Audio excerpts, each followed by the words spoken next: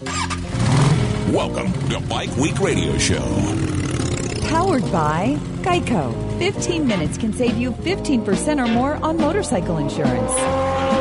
Bike Week Radio Show with Bobby Woldridge, Brock Glover, and Paul Carruthers on San Diego's sports leader, the mighty 1090. Good morning and welcome into Bike Week Radio Show on San Diego Sports Leader, the mighty 1090. So great to be back, and thank you again for making us part of your Sunday morning routine. We got Paul Carruthers back from Texas in studio. Good to have you, buddy.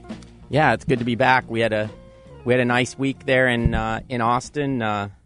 We had our first Moto America test. Oh, you actually were working. I thought you were just out there at the South by Southwest concert. No, actually, I went to downtown Austin once, and it was just sort of by mistake. We kind of got lost, and boy, what an event that looks like it is.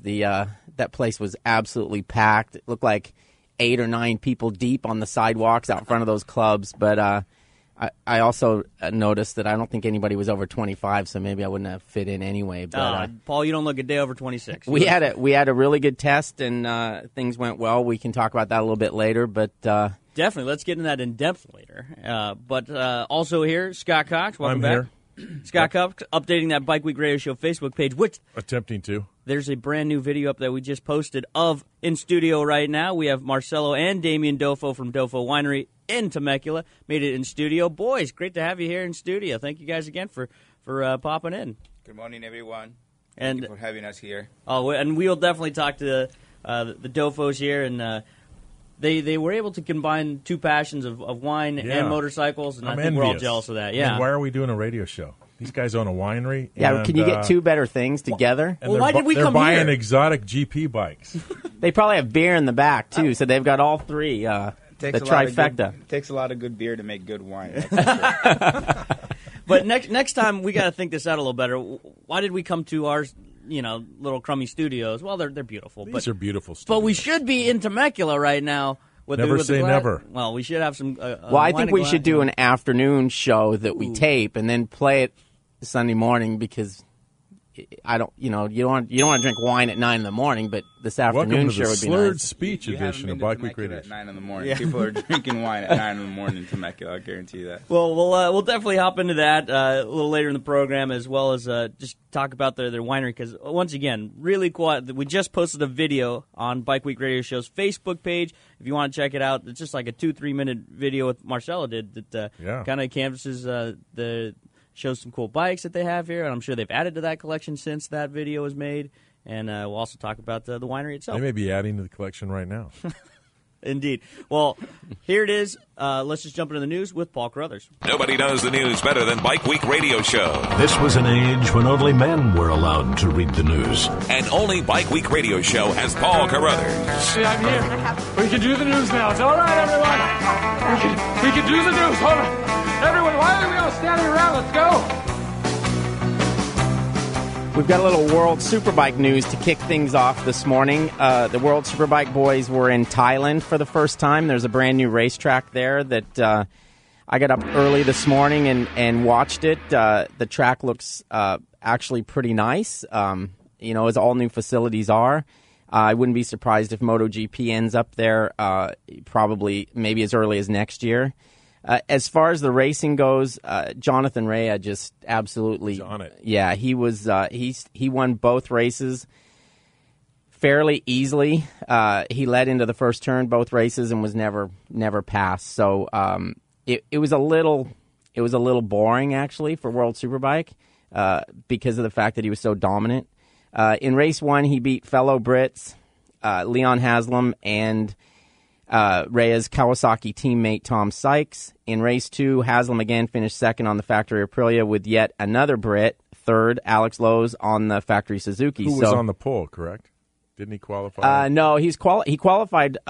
He was fastest through most of the sessions, but in Super Pole it was actually Rea. Oh, okay. So my bad. It was a good day to be British, or at least from the British Isles. So after 2 rounds and 4 races, Rea leads the title chase by 10 points over Haslam, and Sykes is third, 45 points behind his new teammate, which has to hurt a little bit.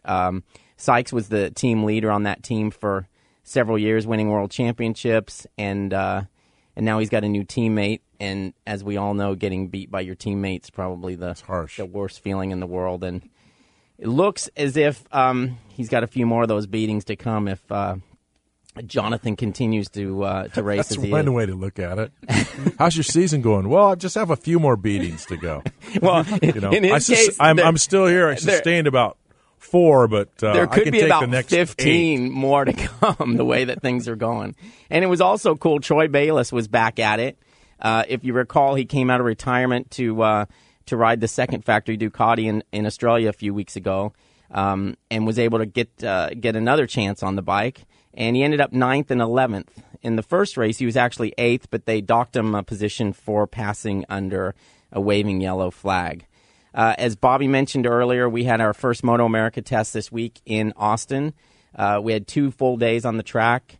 It was a little nerve-wracking when we first got there, and it just started pouring rain. Really? Yeah, and we thought, oh, you had those no. nice, sticky, spongy tires. But though, actually, right?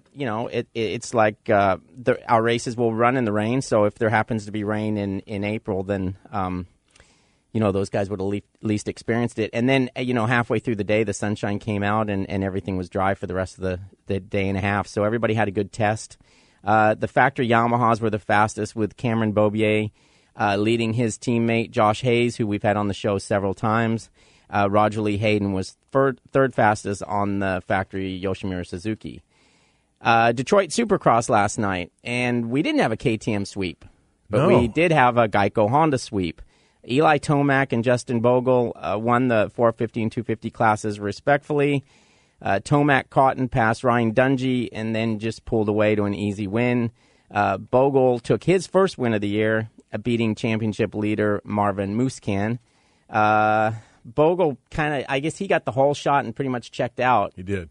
I didn't get to see that one. Muscan started in about, 7th, 8th. Yeah, it sounded like he had to fight through a little bit just to get to second. Yeah. So the championship you would think would be a little. His lead's only 13 points, but with so much winning that he's been doing, you would think it'd be more. But you got to remember that Bogle has been getting second pretty much every time. Well, and it's just because they split the 250s in the East and West. It's fairly early. He hasn't run as many as the 450s have.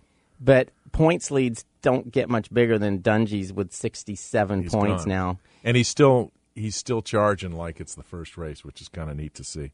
Yeah, I think last night, I think we did see him once he was passed by Tomac. I think we did see him say, okay, second's good enough here. Like I said, 67-point lead over Trey Kennard, who is still second in the championship, but it looks like he may have suffered I don't know if it's a broken wrist or a broken arm. I saw a post from him this morning from Instagram, and he hinted at the fact that I think he's broken his hand, perhaps, or his wrist. Yeah, but those guys crashed so hard it made you sick when they're just both laying there, still or out, or just air rushing out of them. But it was a pretty nasty crash. I mean, and the Kennard thing's so difficult to explain because he's just had such bad luck, and he's such a good guy. It's like, I know bad things sometimes happen to good people, but I think he's had more than his fair share. It'd be nice to see him be able to get through something like this and get back as quickly as he can, because he's proven to be so far this year at least the second best guy. Enduro Cross was in Salt Lake City. Mike Brown rode his Husky to victory. He beat fellow Husky rider Colton Hacker and Beta's Max Gershom. Is he a Works new kid? for me. No, he's been out there. Okay. He's in the game. That series, I'm kind of bummed that we don't have Taddy, and I'm sure those guys are as well. But good on Mike Brown. Apparently, he had things pretty easy. It sounded like he got a good start and just kind of rode away. He's been riding at the pro level since almost 30 years. I mean, it was like 88, I believe. Mike Brown. And he's what? He's 40 and change. So, wow. Do the math. I mean, like 26, 27 years. He's been riding motorcycles with pro plates on them. And it was funny during my Austin trip. I got the chance to communicate with our good buddy musician, Lyle, and he was trying really hard to get out there and take a spin on our two-seater. We've got a Geico sponsored Suzuki 2-seater that we're taking to all the races. And you, as communications director, you're the pilot, right? Aren't you the guy riding that thing with passengers? It's actually Chris Orich, because they own the bike, and they're going to bring that to all the races for us, and that's going to be a big part of our media tour before the races. We put the media on there and try to scare the crap out of them, which we got to do a couple of times there. But Lyle was signed up to do it, but he was kind of stuck with some Esquire magazine commitment in Austin there, because he was there for South by Southwest, so he didn't get the chance to. But I think we'll get him on that thing eventually. I think he's going to come to the Grand Prix and our first race, which is in conjunction with the Grand Prix in 3 weeks. So hopefully we see him out there. I'd like to try and talk him into singing the national anthem or something. But hey, there you go. I like the sound of that. So I love it. Just honestly, every time anybody has an interaction with the program, we love Lyle. You have to mention it, because he's one of the nicest humans on the planet. It's I know. incredible. It's like we were talking about it in the back room. It's like, I'm wondering if he's been to Doffo Winery yet. Lyle Lovett, huh? Oh my! Open invitation. He'd probably fit in there. Oh, he would love it. The guy loves everything about motorcycles. Love it would love it. He's the nicest guy. I haven't met him in person, but I was talking to him on the phone and stuff last week, and he's like, does the guy kill people at night or something to make up for how nice he is during the day? I mean, nobody can be that nice. Hey, you know what? That's one of the exceptions, because I told you about his FX series, right? The Bridge. Lyle Lovett isn't a killer, but he does in fact play one on television. Yeah, that must be real acting for him, because he's so far from that. It was when he was here in San Diego. He said, "Oh, thanks for coming to the show. Can I have a picture with you guys?" I said, "What? That's my line. Like you stole what I was supposed to say to you." I'm not sure how tall he is. Maybe he just wanted a photo with a shorter guy. Yeah, I need an armrest. Wow. But honestly, incredidible guy, and I'm sure if Brock Glover was here instead of flying somewhere over the flyover states at the moment, he'd probably be gushing over him too, because Brockster. I'm just hoping Brock got out of Detroit safely last night. Yeah, it's a tough place. We saw the carnage. I mean, the carnage just on the racetrack. What's it like outside the stadium there? Yeah, that track. I saw there was some people that were a little critical of maybe how dangerous it was. They all are, though. I know. They're so technical, and the guys are going so fast. I mean, the crash that Kennard, sustained his injury with. I mean, those guys. He's been punished this year because he hasn't received good starts. So, if there's a guy that's really going to try to charge, if he got a top 4 start, he'd probably win every time. But, working his way through the pack, and, we see what the calamity could be. Well, once again, in studio will be joining us next segment right here, Damian and Marcelo Doffo from Doffo Winery. You can check out their website at doffowines.com. That's your homework assignment as we head to break real quickly. doffowines.com coming up next. But right now, here is one of those helpful writing hints from our good friends at Russ Brown Motorcycle Attorneys. Russ Brown Motorcycle Attorneys have been representing riders for decades. And here's Chuck Coro from Russ Brown Motorcycle Attorneys to provide you with a helpful writing hint. We've all seen it. While waiting for traffic to move so we can get into the left turn pocket, cars fly by on the left before the pocket starts. Not only is this dangerous because the violators don't know which cars may pull out in front of them to get into the pocket, but it is also illegal. Vehicle Code Section 21460 prohibits driving to the left of a double yellow line with certain exceptions. In fact, you could be cited for a misdemeanor for driving on the wrong side of the road. If you cross the line, you might end up with a fine. This helpful hint has been brought to you by Russ Brown Motorcycle Attorneys at 1-800-4BIKERS or online at russbrown.com. Here's an idea. Bear with me. You could save quite a bit of money just by switching your motorcycle insurance to Geico. Piles of it, in fact. But there may not be a lot of room on your bike for all that extra cash. So I had somewhat of an idea. You could get one of those nifty little sidecars, pile it up with all that money you just saved, and merrily drive on your way. It's just a thought. Just off the top of my head. Call Geico today for a free motorcycle rate quote. Geico, saving people money on more than just car insurance. The negotiation begins the minute you walk in the door, Frank. Jerry, I'm going to Toyota Carlsbad for my new Toyota. I don't have to worry. Brother, walk in with that attitude, you're dead meat. Yeah, I don't think that's First the thing when you walk in, what? Walk out. Jerry, you come back the next day, just walk right in, walk right out. Look, come back a week later, look them right in the eye and say, I'd like to buy a car. No, walk out. Jerry, does this explain why you don't own a car? You made me forget, was I in or out? You're out. This spring, hop in and save on a huge selection of new and used Toyotas. Toyota Carlsbad. Russ Brown Motorcycle Attorneys are the real deal. Russ Brown Motorcycle Attorneys. Their entire practice is dedicated to representing motorcyclists. As riders themselves, they understand why you ride, the issues you face, and the motorcycle culture. For over 30 years, Russ Brown and his partner Chuck Coro have been helping injured motorcyclists and their families get the care and compensation they deserve. Russ Brown Motorcycle Attorneys also created BAM. BAM! A nationwide buddy system of over 2 million riders helping riders in the event of a roadside emergency. BAM offers free legal advice, and thanks to Russ Brown, they have staff on hand to take your call 24/7, 365 days a year. Imagine a real person answering the phone 24/7. Just call 1-800-4BIKERS for more information and to get your BAM card today. If you go down, call Russ Brown. 1-800-4BIKERS and online at russbrown.com. You're listening to Bike Week Radio Show with Bobby Woldridge, Brock Glover, and Paul Carruthers on San Diego's sports leader, the mighty 1090. Welcome back to Bike Week Radio Show, San Diego Sports Leader, Mighty 1090.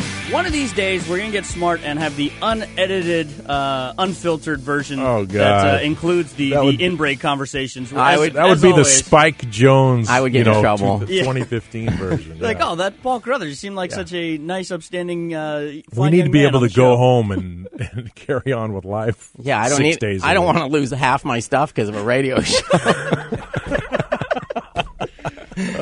Boy, it's probably a good thing they didn't show up with a bunch of wine. This is us sober, you know. Imagine how rowdy we'd get. Maybe when we come out to pre-run your place, we should plan on staying for a day or two. Yeah, a week.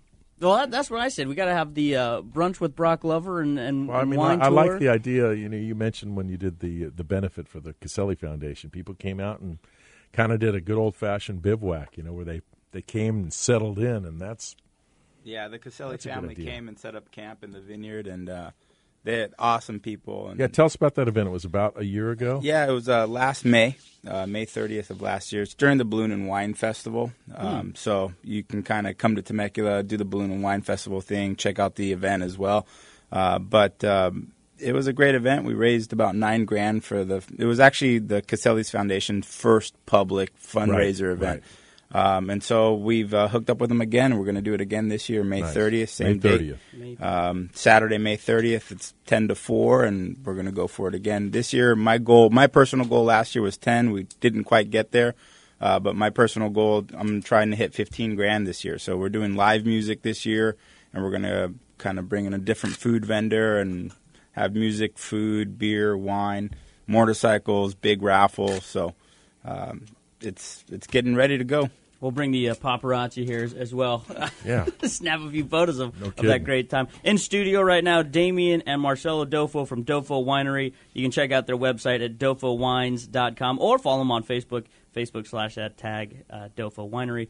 And just take us back to the very beginning. Marcelo, you said you came here from Argentina, and then did you move straight to Temecula and open up this wonderful winery, or was there some pit stops along the way? No, I landed in Hollywood in 1973, which was very exciting. It was interesting to see Hell Angels still driving around, and Sunset Boulevard full of window girls, which for me was very, very rare. Very, very normal. Then and now. And I moved to Costa Mesa in 1977, opened a body shop and an auto dealership, selling cars for a living. In 2000, I brought my brother over, so we made a partnership and continue till today, owning an auto repair shop in Santa Ana. In 2000, what's it called? It's Doffo Auto Body on Main Street, Santa Ana. It's been there for 20 plus years. Doing fairly well. Quality work, reasonable prices. Totally. Yes. Associated with most of the big insurance companies. You need to be a DRP. Is there a tasting room there at the body shop? Not yet. If I brought my Rambler in there to get the fender repaired? Coming soon. But there is flyers for the winery. Okay. Okay. And then, so how did when did you get into the wine game? Early 90s. I was a single dad raising 3 kids, so we experienced a lot of different things.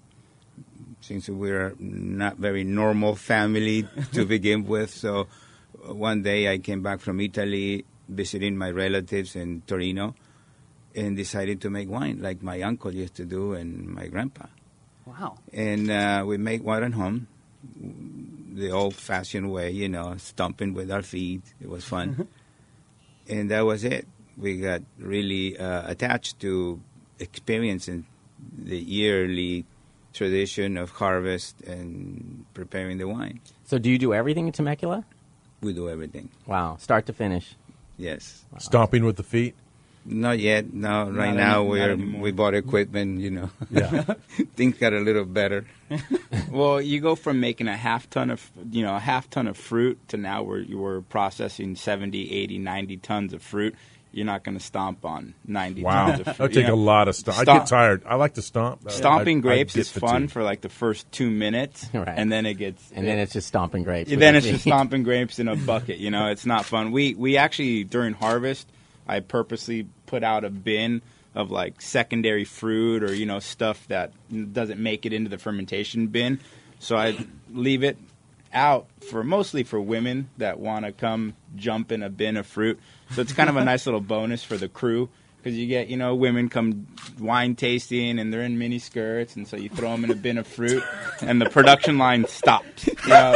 Is this like New Age pudding wrestling? Maybe this should have been for the off-the-air section. But I think you're missing a real revenue source there. No, I don't think they are. I think we're right. I think people would pay to come see that and go home with a case of wine. Yeah, I can well imagine. Then you got to spray them down with the hose. It's a whole production. Yeah. Oh, man. Now they got to, you got to clean their feet off, right? They're full of wine, so you got to spray them down. And so some people might pay extra for that too. So it's just a different kind of body shop. It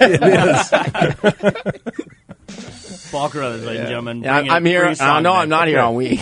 Oh, yeah, we're a motorcycle program. But tell us about the collection. You've got a substantial collection of motorcycles out there at Doffo Wineries as well. Your personal collection, Marcelo. Well, I was involved with motorcycles at an early stage of my life. Even we grew up in a farming area of Argentina. Everybody, my cousins and everybody, it was like a revolution of modern bikes on the late 50s and 60s.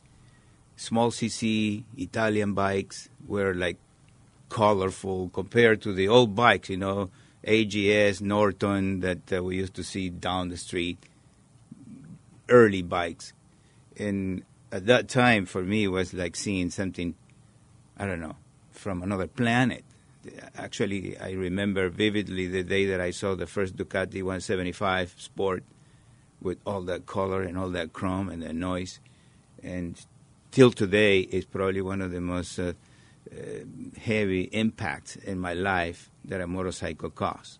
For me, it was a big bike. I was probably 8 or 9 years old. And it was... And my dad and my uncle, who was a dealership for those motorcycles, they were in the young stage, so they were just screwing around with motorcycles and racing, and it was a race day at our town, and I got to go, and it was like a moment that I'll never forget. And since that day, I am so involved. So I came to the States, and I got a little Honda at one of the body shops that I used to work, and I fired up. The owner of the body shop gave it to me. I think it was like a 90cc Honda. And then I bought bikes and sold them, and then never stopped till today. He's bike crazy. That's what he is. Pretty much. It's Did you ever get your hands on one of that old Ducati that you've... Oh, all the time, yes. We do annual vintage ride called the MotoGiro de California.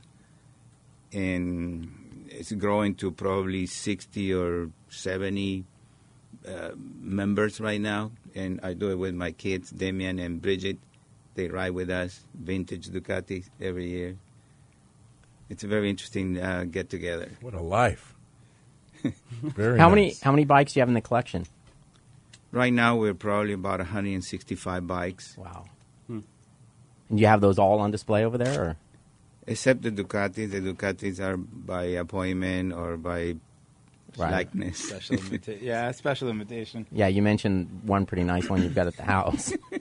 Well, what happens is... And he fires it up in the house. Yeah, I heard that. That's very true. What happens is, I think for him, when your house becomes where you work, you got to keep something private. You know? So we have, I would say, 80% of the collection is open to the public, but the motorcycles in the living room or in his bedroom or in his man cave, those are all stuff that he keeps for himself. There's certain bikes that are, I guess, private. So you still, I mean, you continue to collect and sell and buy and keep getting new stuff? It's a never-ending. So it's sort of an addiction. As a matter of fact, there is a swap meet that I go every year, but it's in Reggio Emilia, Italy, and I'm leaving Tuesday morning. It's like the galore or the ultimate smorgasbord of killing parts. Where are we going to be Tuesday? Pieces and motorcycles. It's 3 days of this amazing place. It's not as big as Imola, but Imola is in September, and it happened to be harvest time, so I kind of have the commitment to make wine. So you'll go over there to Italy, and you come back with a few things? Normally more than what we can buy. Well, luckily the euro now went down, so it's almost 1-to-1. So this year is going to be a little easy, harder on the Italians, but easy for us because we were taking a beating in the last few years. So you can get back at them now. Yeah, this time they need to get ready. I'm looking for one specific scooter that Ducati made during the 50s. Which was called Cucciolo? The Cruiser. Cucciolos are already passé. I have like 13 of them. And they make... Like most puppies, right? Huh? They are. But this particular scooter was kind of a bad deal for Ducati. It didn't do very well. And they probably produce less than 300. So they're very rare to find. And it's big and bulky. They copy out of a Honda, the Honda made during those years. So maybe there's one waiting for me. So do you go there with any sort of idea of what's going to be there, or do you show up there not really knowing and just hoping that there's something that... No, you never know what's there because the vendors bring whatever they can find. Yeah, it's not like an auction where you find out in advance. No. So that makes it more fun, though. Totally. But there's specific people that sell specific parts. Like I have a real old Goosey. And yesterday I knew that something was wrong, so we took the cylinder off, and now I need piston, cylinder, rings, valves, because I knew it. And the Goosey guy might be there. The Goosey guy is there. Oh, okay. Because I know where he is and where he parks and everything. So we have a long list of parts that I'll bring in for that Goosey, and he always looking for the, that special thing that is there waiting for you. Right. It's very, very... beside that, I join a group of people who are as involved as myself. So we stay at the same hotel. We have our own routine. We call those enablers. Involved. I like the involved term. Yeah. Totally. They're just as involved as I am. He almost said crazy, but he didn't. I saw him bite his tongue there for a second. And also our big club, the Lucky Bastards, most of the members are there. That's a fitting name for you, by the way. Yeah. They didn't come up with a name. Lucky Bastards. That's an Argentinian word, right? Yeah, everyone just keeps calling us everywhere we go. Yeah, well, let's just keep it. Yeah, but he's funny. The club is 5 guys, and they're not accepting any more members. So it's a closed club. Damian's been... The snooty Lucky Bastards. Here's my application, guys. Come on. Like, no, full. Yeah. Don't you have an apprenticeship program? No, somebody has to work, so you keep making I wonder wine, who that's going to be. Yeah. Mm-hmm. But you guys are racing also. We talked a little bit earlier about you're actively racing. You're doing the ARMA series, or you're participating in ARMA events. Tell us about that. Tell us what you're racing. We got involved with ARMA. Well, he actually started racing, 5 years ago? Even more than that, Yeah, he bought a Ducati 250 race bike. Yep. And he went out and started racing ARMA. And I guess he got tired of getting passed by these little Hondas, right? So I tire of that too. Yeah, he's on a big 250, and he said he kept getting passed by these little motorcycles with little tires, and had to figure out what it was. So, bigger bike, more horsepower is what you need. And they go by him going, "Take that, you lucky bastard." Giving him the finger. Hey, lucky bastard, I'm passing you again. What's that, 3 laps down? Yeah. So then he made the switch over to Honda. So we started racing. He started racing the CB 160 class, and with that bike, it's eligible for the GP 200, which is all 200 cc's or smaller, 2 strokes, and the Honda's race. That's a pretty big class. And then you got the GP 250. Now you start getting the 2-stroke 250 bikes. So it's pretty fun. We race in those 3 series. And he brought me on board, 3 years ago? Coming on 4. This will be my 4th season with Arma and with my dad. And this year we're bringing one more family member. My sister, Bridget, is going to do her first CB 160 race this April at the Moto Classica. So we'll see how she does. There's a few women that race in our class. There's one lady, she's like, 52, 53? Smokes everybody. She's so fast. I think she weighs about 60 pounds. Yeah, she's it's not even fair. You know, it's like I got to cut off like one leg 60 and half pounds, another. rides a Desmo Sedici. Yeah, backs it into the turn and everything, you know. But she's a fierce competitor, and it's funny because you tell your boys, like, oh, yeah, you know, I race, and there's this lady that's fast, you know, she's 52, and it's not. Yeah, maybe you don't want to tell them that. No, but you have to, you know, it's the truth. So, but she's awesome. She's a great competitor, but she's definitely like the nemesis at the track. You know, you show up and she's like, oh, Lorraine's here. It's time to beat her. But we have a great time, and it's a very interesting thing to be able to race with my dad, and you know. Yeah, it's fun. You know, you go down the straightaway and you rub elbows, or, you know, you touch each other going down the straights, and so. But I bet everybody hangs out in your pit, too. Hey, let's go park by the wine, guys. Yeah. They're all lined up. We donate they're wine. park this weekend. Yeah, we donate wine, and we have a group of, we all race CBs, so we have, it's pretty religious. We all park together, we barbecue together, and that's the best thing about, I think, about vintage racing is that the camaraderie. Yeah, it's not about the big corporate sponsors. I mean, my sponsor is my dad. So yeah, he's a hell of a sponsor. There, the lucky. I guess you're kind of a lucky bastard. Yeah. So it's something. It's a real cool experience, and now that my sister's coming on board, it's really exciting. I'm actually really excited to see her out on the racetrack and be able to all race together. Sure. So there's no family members back at the winery when you guys are out frolicking? Yeah, we leave the wife. She's not very happy that she wants to stay. Yeah. This year we're going to bring it over. Yes. So. But Damian won the first race in Utah last year. And, you know, when you won the first race, it's like the first kiss. It's something very special in your life. So we celebrate that. We don't talk about the motor because he had a cheater motor, but you know this is something else. Nobody needs that level of detail. You know you're on air right now, right? And plus, you were racing that 60-pound girl. Yeah, yeah. Hey, look, you there's a text from Arma. No replacement for displacement. That's the bottom line. Like it's an unregulated. It's an exhibition race that we put together.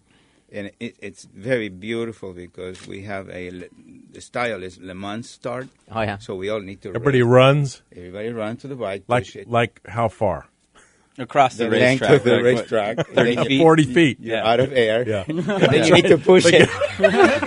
Yeah, your mechanic can't push. Oh, you man. got to push the bike. So Damian gets to the bike about 2 seconds before myself. Right. Before everybody. Average age in the class is like 50 plus. And then you have to have the smoke these guys. Watch paddles. Yeah. And, you know, my leathers are like 4 millimeters thick because it's a Banson. It weighs 19 pounds. And you're running a place like Willow Springs. It's where not hot at all, right? Right. Yeah. Last year we had about 110 miles per hour wind. Each team has a team of EMTs there.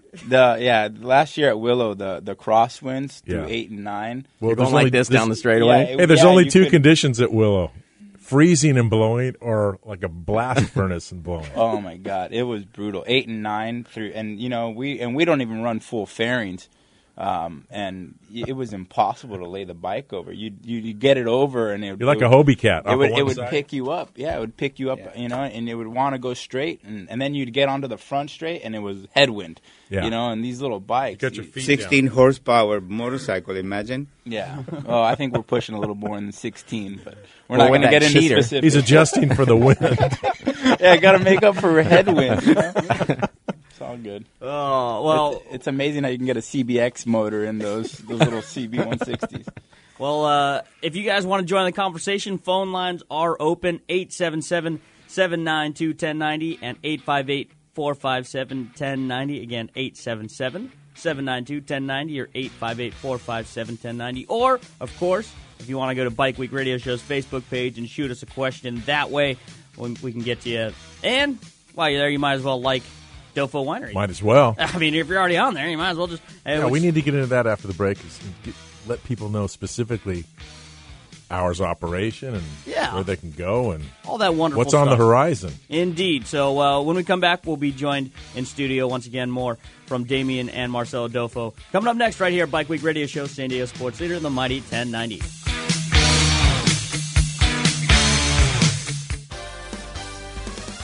Hi, James here from Toyota of Escondido. Guys, if you're hearing this commercial, that means you are into powerful machines that go fast and are durable. Toyota of Escondido has the biggest selection in San Diego of Toyota Tacomas and Toyota Tundras. Whether for work or play, we can customize the truck of your choice into the truck of your dreams. Don't waste time anywhere else. Stop by or give us a call. Toyota of Escondido. Freeway close where Highway 78 meets Broadway, just east of the 15. Here's an idea. Bear with me. You could save quite a bit of money just by switching your motorcycle insurance to Geico. Piles of it, in fact. But there may not be a lot of room on your bike for all that extra cash. So I had somewhat of an idea. You could get one of those nifty little sidecars, pile it up with all that money you just saved, and merrily drive on your way. It's just a thought. Just off the top of my head. Call Geico today for a free motorcycle rate quote. Geico, saving people money on more than just car insurance. Russ Brown Motorcycle Attorneys are the real deal. Russ Brown Motorcycle Attorneys.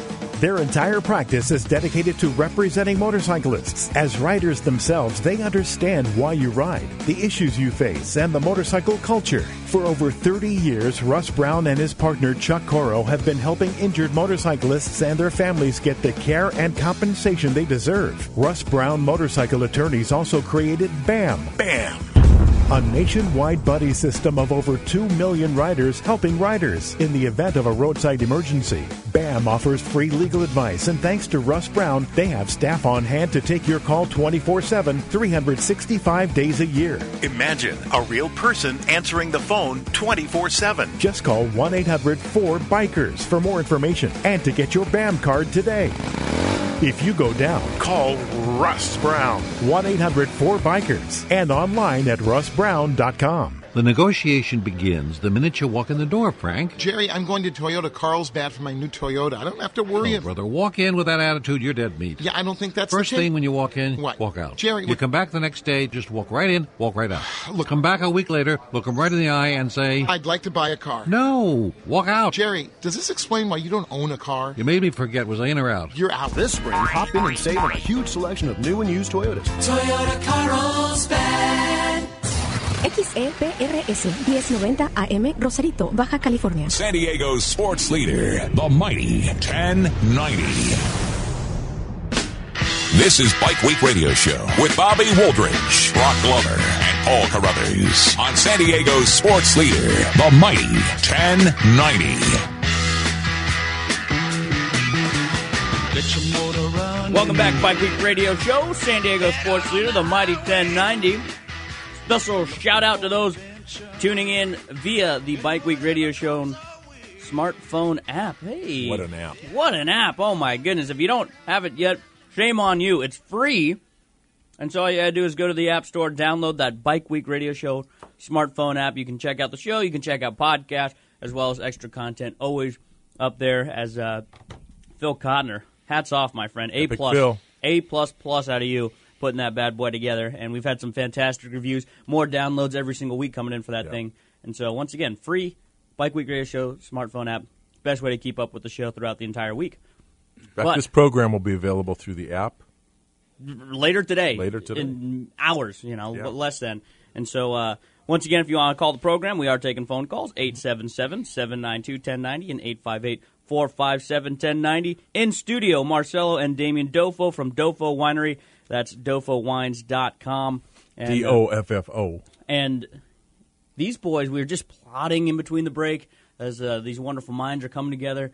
We might have a little event brewing up at Doffo Wines, and also you guys already host a few events. So tell us about the event schedule coming up for you guys. Yeah, what's next for you guys?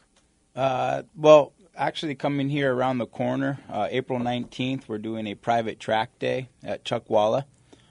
So we have invite-only Chuckwalla track day. We have, a couple spots left. I think we have 5 or 6 spots left. But in typical Argentine fashion, it's a track day. And then after the track day, we're doing a Argentine barbecue. A huge barbecue, I heard. Yeah, big barbecue. We actually bring in Argentine gauchos, and they start cooking the meat probably. They do the ribs like 6 hours before slow cook them.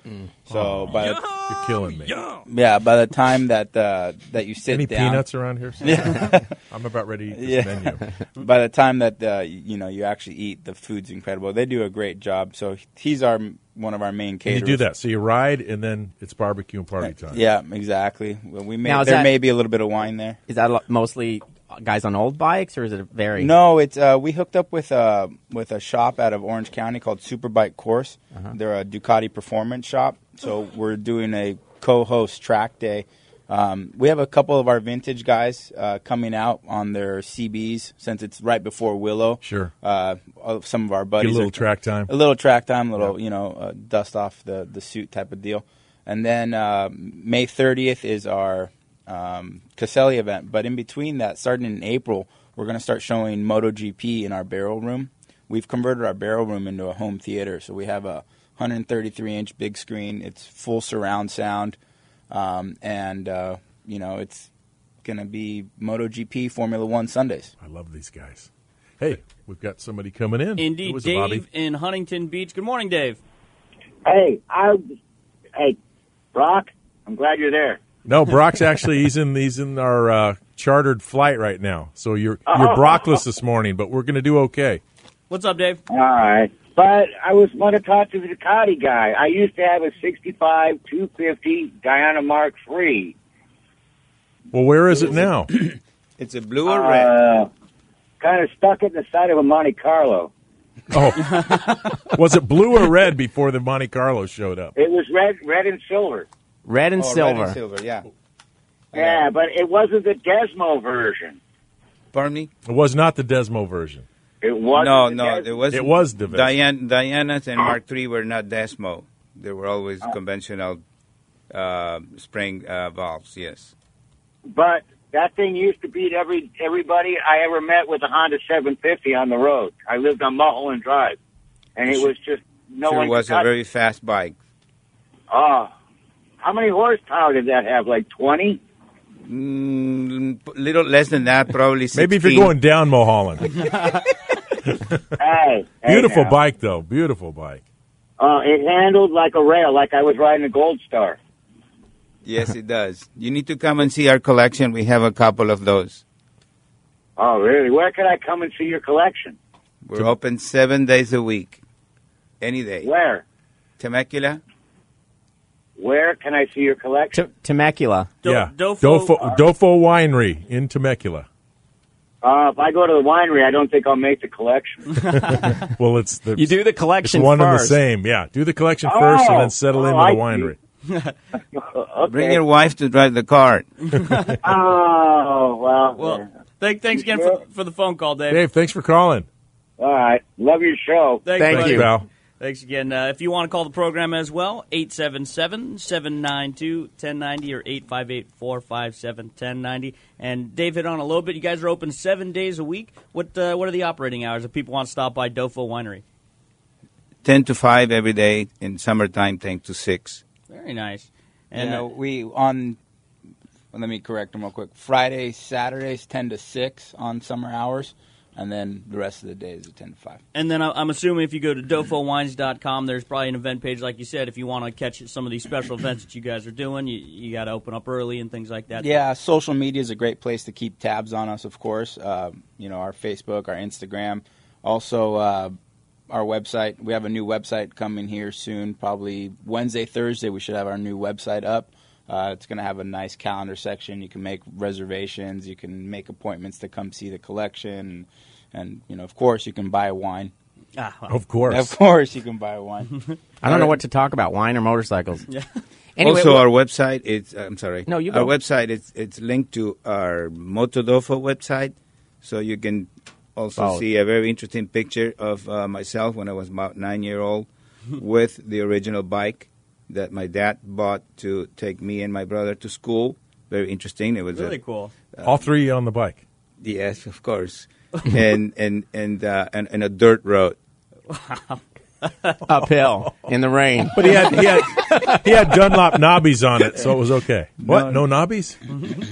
So it's linked to our MotoDoffo webpage, which there's pictures of our bikes and a little bit of history.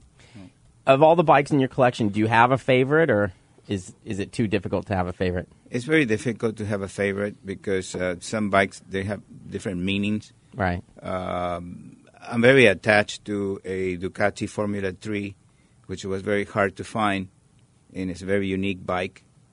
And there was one auction off in Vegas in January who sold for a lot of money. So it makes me feel very good that we put all that effort. It took about 8 years for us to put it together and find it. Yeah, I'm sure there's stories almost with every bike about how you actually get your hands on them.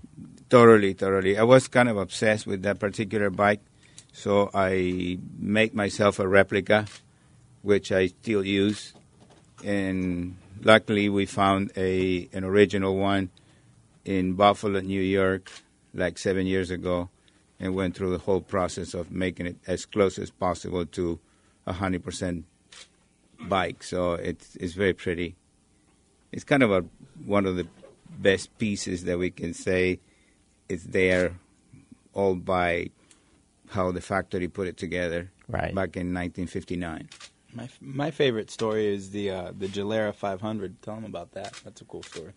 In my hometown of Los Urgentes, Argentina, Córdoba, there was two brothers, last name Chesta, who bought in 1947 a Gilera Saturno 500. It was a second-hand bike with less than 1,000 kilometers. I still have the original receipt of how much they paid for it. And they kept the bike till 2003. In 2003, I was able to purchase it from them. I restored the bike in Argentina. Took 2 years to restore it. Then I made a bad connection with the broker to import the bike to the States, and I lost the bike for another 2 years. Oh. And finally, I was able to bring it home. So now it's in our living room. Went to Monterrey, got third place because I made the mistake of not putting a battery, so the bike didn't have lights when the judge came and asked. But it's a 98-point bike, totally restored to factory condition. Very pretty. That one's probably in the house. Totally, of course. And I'm assuming that one's not going away. Now that all that hard work and sweat went into that and getting it here, I'm sure that one is grasped on pretty tightly. Hold on to that one. It is. I only run it twice. Really because cool. we don't want to run bikes that are show bikes so you don't burn the exhaust, the chrome and all that. Now, when you get motorcycles that aren't in pristine condition, do you guys do work, or do you have a fabricator that helps? Do you have a machine shop? How does that work? My dad's a self-proclaimed fabricator, so he makes a lot of parts, and we have a lathe and a welder, and so he turns a lot of wrenches. So it's something that he takes a lot of pride in restoring the bikes. And then with the body shop, Doffo Automotive in Santa Ana, true. We kind of have a leg up on the paint work. So we do our own paint work. We do a lot of the body work, a lot of fabrication. And it's just kind of like you see in the shows. You get it, you build it real rough, get it, to run. and then you take it apart again and paint it. So that's why a lot of these restorations take him several years. One, there's not a lot of parts. When he makes his trip to Italy, he brings back the parts to put it together, and then you got to paint it and make it pretty. So it takes a long time. And he's not working all the time because he's racing, he's drinking wine, he's going to swap meets in Italy. Yeah, I mean, it's a real. He's doing radio shows. Yeah, Hey, when's the TV show coming out? I just know that's the. We were actually just on Mystery Diners. I don't know if you caught that on really? the Food Network. Yeah, we did a Mystery Diners show. It was kind of a fun little show. I think a reality show would be good. Absolutely. I already know the name, the lucky bastard. Yeah, I'm in. Oh well, man, this has been a fantastic show. We just got a few minutes left, but tell us a little bit too about the wines. What you guys are making. I know you said you have the unfortunate problem of they're all selling out. When Dave gets out there today, what are you serving him? Mm-hmm. We specialize in big reds. That's really what we're known for, and so.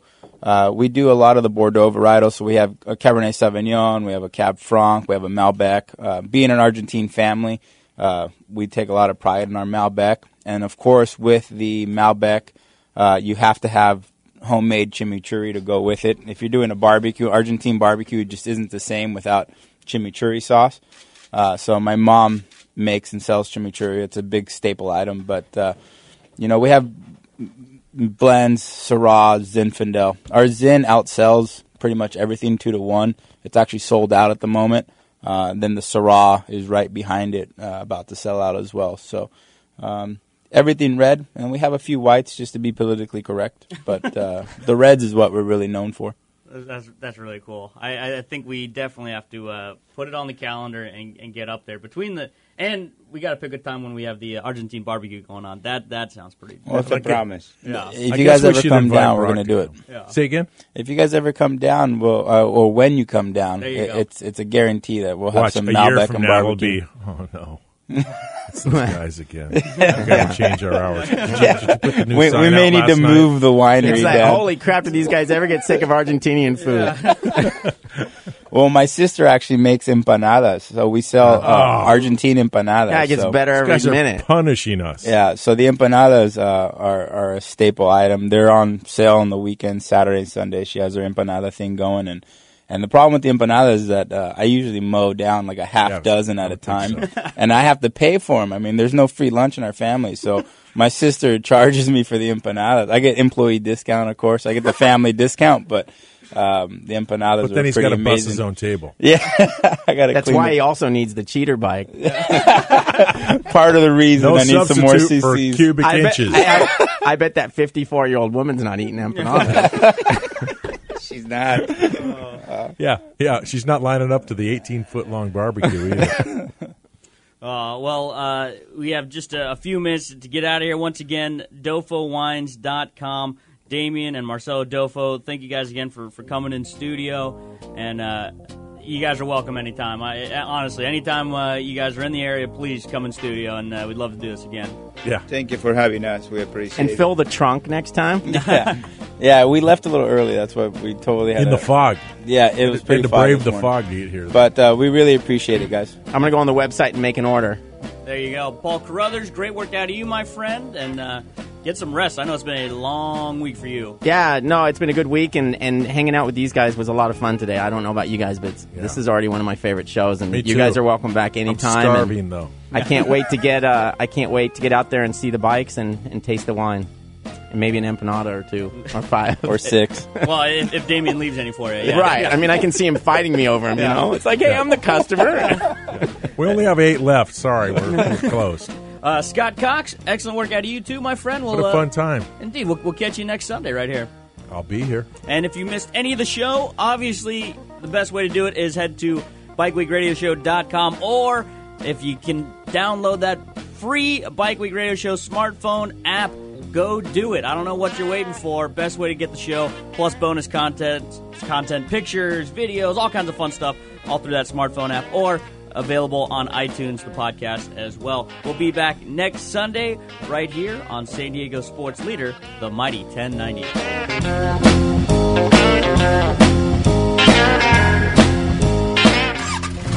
You've been listening to Bike Week Radio Show. Powered by Geico. 15 minutes can save you 15% or more on motorcycle insurance. Join us next week for more Bike Week Radio Show on San Diego's sports leader, the mighty 1090.